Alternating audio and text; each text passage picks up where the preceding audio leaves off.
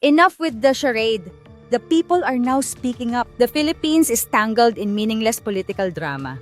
And at the center of it all stands Sara Duterte. Can Sara Duterte escape trial and scandal? Or must the people continue enduring leaders who only play politics on the sidelines? I'm Janine The Judge, your judge for today's hearing.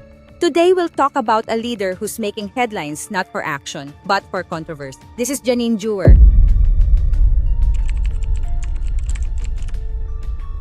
Sara Duterte's impeachment process is more than just a formality. The accusations before us are serious: constitutional violations, betrayal of public trust, even alleged criminal activity. If proven, this isn't just about politics, it's about morals and the law. How can a leader go against ethics and the law and still believe they deserve to stand on a grand stage? When was the last time we heard her speak about the people's needs? Or is it always personal defense and political theatrics? Should the vice presidency just be a stage for personal ambitions while people's needs wait, pushed aside and ignored? First, what are the main accusations in this impeachment? Let's look back. According to reports from the Associated Press and NDTV World News, Sara Duterte faces serious allegations like misuse of public funds, lack of transparency in her spending, and betrayal of public trust through leveraging her influence for personal and political gain. This process is now under scrutiny in the Senate to see if these accusations hold true and if the Vice President must be held accountable,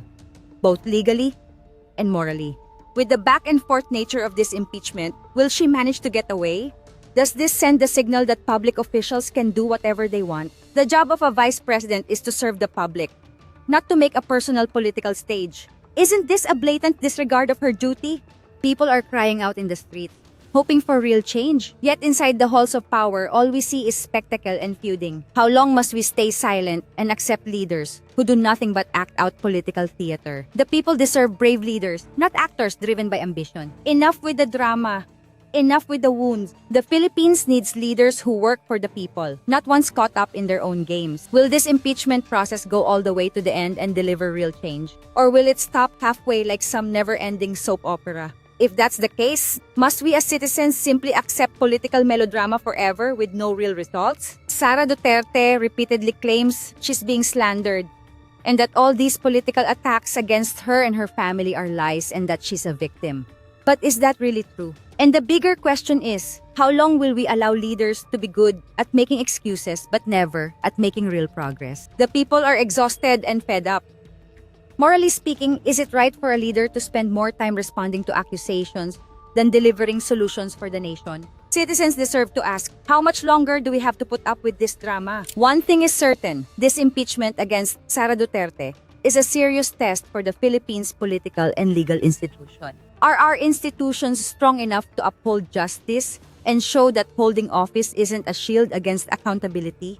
At a time when the country needs concrete action and real solutions for everyday problems, we're trapped in a cycle of political drama without end. The Philippines deserves more. We need leaders who step up and do their job. Sara Duterte's impeachment isn't just a political event. It's a moment to see whether our institutions are strong and brave enough to uphold true leadership. Is this really what we need from a leader? Endless political drama? Speak up in the comments. And don't forget to like and share this video so more people can understand what's going on. I'm Janine The Judge. This is Janine Jewar. Because the Filipino people need more than just words. They need action.